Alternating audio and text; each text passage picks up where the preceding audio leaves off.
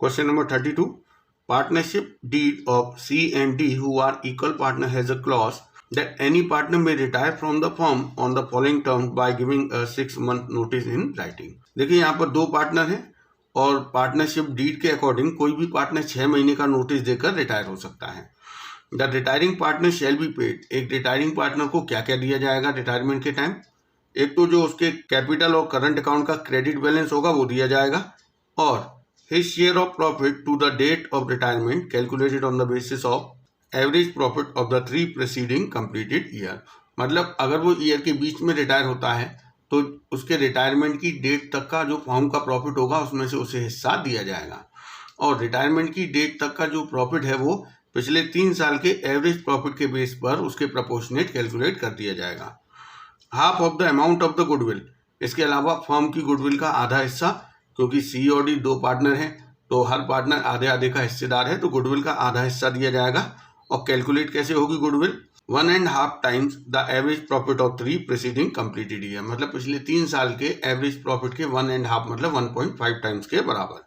C gave a notice on 31 March 2022 to retire on 30 सितंबर 2022. तो देखिए यहाँ पे सी ने नोटिस दिया है, ये नोटिस उसने 31 मार्च को दिया है कि वो रिटायर होगा 30 सितंबर को. तो देखिए अप्रैल से लेकर 1 अप्रैल 2022 से लेकर 30 सितंबर 2022 तक तो वो फर्म में पार्टनर था. तो इस पीरियड का जो प्रॉफिट हम कैलकुलेट करेंगे वो पिछले 3 साल के एवरेज प्रॉफिट के बेस पे कैलकुलेट करेंगे, और उसमें से जो सी का हिस्सा होगा वो उसे दे दिया जाएगा. सी का कैपिटल अकाउंट का बैलेंस 6000 है और करंट अकाउंट का 500 बैलेंस है, लेकिन ये डेबिट बैलेंस है. डेबिट बैलेंस मतलब ओवरड्रॉन है, नेगेटिव बैलेंस है. पिछले 3 साल के आपको प्रॉफिट दिए हुए हैं. तो 3 चीज़ें हमें केवल देनी है. एक तो उसके कैपिटल और करंट अकाउंट का जो बैलेंस है क्रेडिट बैलेंस, और till the date of retirement profit का हिस्सा, और गुडविल. यहाँ पे देखिए हमें केवल सी को जो अमाउंट पे करना है वो डिटरमाइन करना है, तो हमें यहाँ अकाउंट बनाने की जरूरत नहीं, हम एक नोट बना के कैलकुलेट कर सकते हैं. तो देखिए हमें क्या क्या देना है. सबसे पहले बैलेंस ऑफ कैपिटल की बात करते हैं.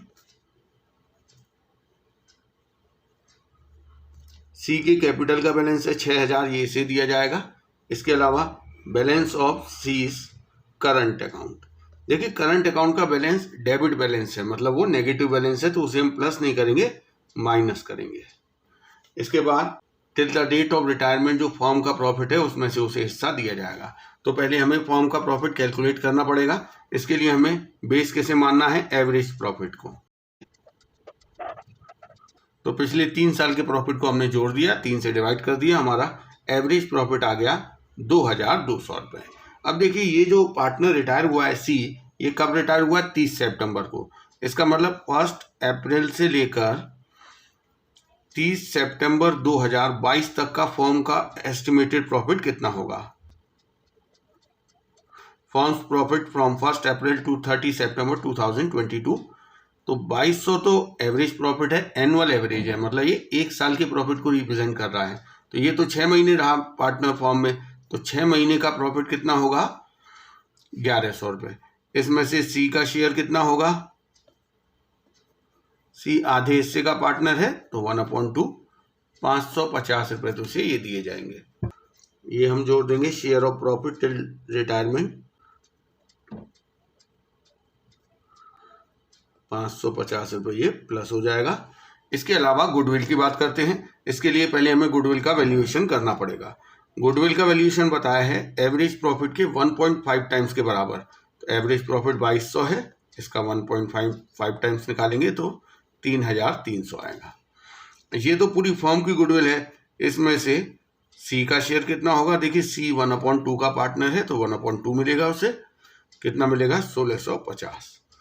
तो शेयर ऑफ गुडविल भी ऐड कर देंगे. तो देखिए टोटल करेंगे, ये 6000 माइनस 500 प्लस 550 प्लस 1650, तो ये अमाउंट आ रहा है 7700. ये है amount payable to C at the time of retirement. C को इतने पैसे दिए जाएंगे. तो ये हो गया हमारा क्वेश्चन नंबर 32. अब हम करेंगे क्वेश्चन नंबर 33. अल्फा, बीटा और गामा ये 3 पार्टनर हैं. इनका प्रॉफिट शेयरिंग रेशियो है 5:3:2. ये इनकी बैलेंस शीट दी हुई है. देखिए जो बीटा है वो रिटायर हो गया है, और रिटायरमेंट से रिलेटेड जो टर्म्स हैं वो बताए हैं. Beta takes goodwill from Alpha for 30,000 and Gamma for 40,000 for forgoing his share of profit. देखिए जो बीटा रिटायर हुआ है वो अपने हिस्से की गुडविल में से अल्फा से 30,000 ले रहा है और गामा से 40,000। इसका मतलब इसी रेशियो में 30,000 और 40,000 का रेशियो हो गया 3 और 4। इसी रेशियो में अल्फा ने और गामा ने बीटा के हिस्से को एक्वायर किया होगा, इसीलिए वो इस अमाउंट को बीटा को कंपनसेशन में दे रहे हैं। स्टॉक को एप्रिशिएट करना है 20% से, बिल्डिंग को एप्रिशिएट करना है 50,000 रुपये से, ये हमारा रिवैल्यूएशन से रिलेटेड है। इन्वेस्टमेंट को सेल कर दिया गया है 2,70,000 रुपये में। देखिए यहाँ पे इन्वेस्टमेंट की बुक वैल्यू तो 2,50,000 है, लेकिन बेचा है उसे 2,70,000 में, तो ये 20,000 का गेन हो रहा है जो कि रिवैल्यूएशन अकाउंट में CR होगा। बीटा को बैंक ड्राफ्ट से पेमेंट कर दिया गया है। Revaluation account, partners capital account और बैलेंस शीट बनानी है। तो देखिए यहाँ पर मैं आपको वो सारे स्टेप बता चुका हूँ जो कि एक पार्टनर के रिटायरमेंट के टाइम हमें फॉलो करने होते हैं। तो देखिए ये वो सारे अकाउंटिंग ट्रीटमेंट है। सबसे पहले determine gaining and new ratio. तो देखिए गेनिंग रेशियो यहाँ पे हम इसलिए पता करते हैं ताकि रिटायरिंग पार्टनर को उसके हिस्से की गुडविल दी जाए, लेकिन यहाँ पर तो उन्होंने क्वेश्चन में बता ही दिया है कि अल्फा और गामा ने गुडविल का कितना पैसा रिटायरिंग पार्टनर को दिया है, तो इसके लिए हमें ये गेनिंग रेशियो निकालने की कोई ज़रूरत नहीं है। अगला स्टेप है एडजस्टमेंट ऑफ गुडविल, जिसमें पहले हम एग्जिस्टिंग गुडविल को राइट ऑफ करते हैं। बैलेंस शीट के एसेट साइड में एग्जिस्टिंग गुडविल नहीं है तो इसकी भी कोई एंट्री नहीं होगी। इसके बाद रिटायरिंग पार्टनर के हिस्से की गुडविल। तो रिटायरिंग पार्टनर के हिस्से की गुडविल के बारे में बताया गया है कि बीटा ने 30,000 अल्फा से और 40,000 गामा से लिए हैं।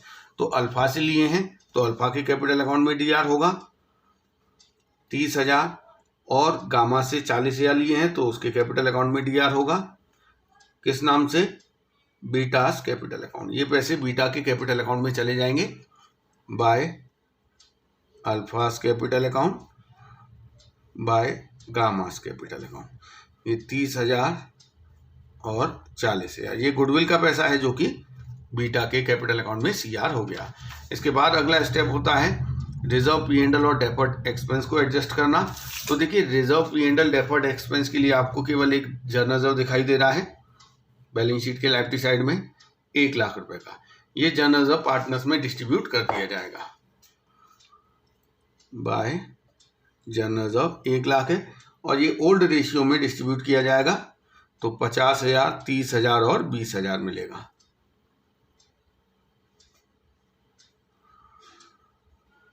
इसके बाद अगला स्टेप होता है IFR और WCR का एडजस्टमेंट करना, जो कि क्वेश्चन में नहीं दिया हुआ है तो उसकी कोई एंट्री नहीं होगी। इसके बाद एसेट लायबिलिटीज का रिवैल्यूएशन करना है, वो हम पढ़ते जाएंगे और जिस जिस एसेट के का रिवैल्यूएशन किया गया है उसे करते जाएंगे। सबसे पहले तो स्टॉक को एप्रिशिएट करना है 20% से। देखिए स्टॉक एप्रिशिएट होगा, बिल्डिंग एप्रिशिएट होगी तो ये गेन है, और गेन रिवैल्यूएशन अकाउंट में CR होता है। स्टॉक की बुक वैल्यू है 50,000 रुपये और 20% हमें उसे इंक्रीज करना है तो रिवैल्यूएशन के CR में लिखेंगे बाय स्टॉक। 50,000 का 20% 10,000 रुपये। बिल्डिंग को एप्रिशिएट करना है 50,000 रुपये से तो ये भी CR में आएगा। इसके बाद देखिए इन्वेस्टमेंट को सेल कर दिया गया है 2,70,000 रुपये में। देखिए रिवैल्यूएशन में केवल जो गेन और लॉस वाला पोर्शन है वही आता है। सेल किया है तो इसकी सेपरेट एंट्री की होगी इन्होंने bank account DR to investment के नाम से 2,70,000। अब आप देखिए इन्वेस्टमेंट की जो बुक वैल्यू है वो 2,50,000 है, बेच रहे हैं 2,70,000 में, तो जो गेन हुआ है 20,000 रुपये का उसकी एंट्री होगी investment account DR to revaluation. तो ये जो 20,000 का गेन है ये हम रिवैल्यूएशन अकाउंट में क्या करेंगे CR, तो बाय इन्वेस्टमेंट। इतना ही दिया हुआ है रिवैल्यूएशन से रिलेटेड। अब हम रिवैल्यूएशन का देखते हैं गेन आता है या लॉस। देखिए CR में 80,000 है, DR में कुछ नहीं है, तो ये गेन है और ये ट्रांसफर हो जाएगा पार्टनर्स के कैपिटल अकाउंट में 80,000 रुपये। ABG में डिस्ट्रीब्यूट हो जाएगा इनके ओल्ड रेशियो जो है 5:3:2 में 40,000, 24,000 और 16,000। और ये जो रिवैल्यूएशन से पार्टनर्स को गेन मिला है ये यहाँ से पार्टनर्स के कैपिटल अकाउंट में पोस्ट हो जाएगा बाय रिवैल्यूएशन के नाम से 40,000, 24,000 और 16,000। इसके बाद देखिए अगला स्टेप क्या होता है, settlement of amount payable to retiring partner. अब रिटायरिंग पार्टनर का जो भी अमाउंट बन रहा है वो हम पे कर देंगे। तो इसके लिए देखिए हम बीटा का क्रेडिट का टोटल करेंगे, डेबिट में तो कुछ नहीं है, तो क्रेडिट का टोटल करके डेबिट को माइनस किया जाता है। तो यहाँ पर इसका हिसाब बैठ रहा है 3,24,000 रुपये। ये 3,24,000 का इसे बैंक ड्राफ्ट के थ्रू पेमेंट किया गया है, तो टू बैंक लिख दिया। अब जो अल्फा और गामा बचे हैं उनकी कैपिटल का हम बैलेंस निकालेंगे। इसका आ रहा है 3,60,000 और इसका आ रहा है 1,96,000। तो देखिए यहाँ पीसीए भी कंप्लीट हो गया है। अब हम बैलेंस शीट बनाएंगे। तो देखिए बैलेंस शीट में हम पुरानी बैलेंस शीट को देखते जाएंगे और जो जो एसेट्स लायबिलिटीज में चेंजेस आए हैं उन्हें कंसिडर करते हुए नई बैलेंस शीट बन जाएगी। तो सबसे पहले देखिए यहाँ आपको लायबिलिटी साइड में पार्टनर्स की कैपिटल दी है। तो अब जो कैपिटल लिखी जाएगी वो केवल अल्फा और गामा की लिखी जाएगी, क्योंकि बीटा तो रिटायर हो चुका है। तो ये जो हमारे पीसीए में से कैपिटल आई है अल्फा और गामा की, वो वाली लिखेंगे। 5,56,000 टोटल है। इसके बाद देखिए बैलेंस शीट में क्या लिखा है, पुरानी बैलेंस शीट में जर्नल रिजर्व तो आएगा नहीं क्योंकि ये डिस्ट्रीब्यूट हो चुका है। क्रेडिटर्स 1,00,000 के हैं, इनमें कोई चेंज नहीं है, एज इट इज लिख देंगे।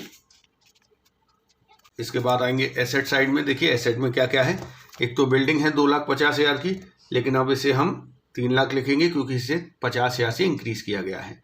मशीनरी में कोई चेंज नहीं है, एज इट इज लिख देंगे 1,50,000। इन्वेस्टमेंट नहीं लिखेंगे क्योंकि उन्हें अब बेच दिया गया है। डेटर्स 1,00,000 रुपए के हैं, एज इट इज लिख दिए जाएंगे। स्टॉक 50,000 का है, 10,000 बढ़ा के लिखेंगे क्योंकि हमने उसे इंक्रीज किया है, उसकी वैल्यू को बढ़ाया है। तो पहले इन्हें लिख देते हैं। देखिए बिल्डिंग जो 2,50,000 की है, अब हम उसे लिखेंगे 3,00,000, 50,000 उसको इंक्रीज कर दिया गया है। इसके बाद मशीनरी में कोई चेंज नहीं हुआ है, तो उसे एज इट इज 1,50,000 लिखा जाएगा। इन्वेस्टमेंट आएंगे नहीं। डेटर्स में कोई चेंज नहीं हुआ है, कोई प्रोविज़न भी नहीं बनाया है, तो 1,00,000 के डेटर्स ही आएंगे।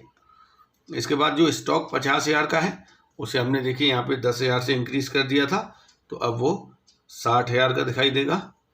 इसके बाद है कैश एट बैंक। अब इसमें चेंज हुआ है। देखिए कैश एट बैंक में बैलेंस 1,00,000 दिया हुआ है बैलेंस शीट में।